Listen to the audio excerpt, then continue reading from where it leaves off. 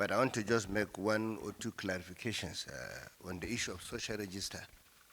I think the cash transfers were really put on hold not simply because of the social register, which was just mentioned here, is simply because some of us also raised an issue as regard to the fact that 65% of the rural population in the northwestern part of Nigeria are financially excluded.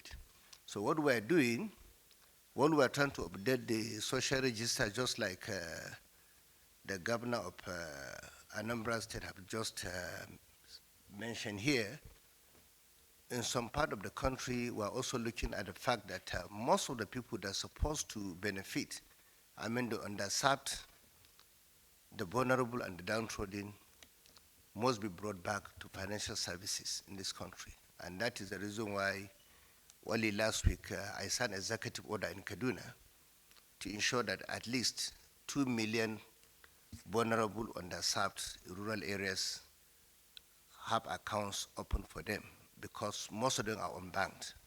For me, that is the reason why some of us oppose the issue of cash transfers.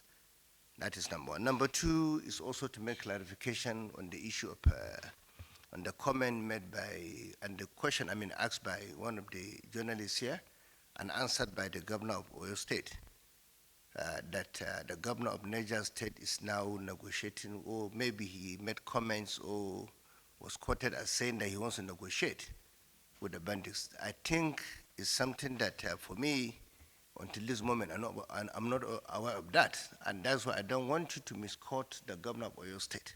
That question should be channeled to the governor of Niger State. He was with us at this very NEC meeting, and there was no mention of anything like that. So what I'm trying to say here is that I'm not aware of any governor who have made that comment.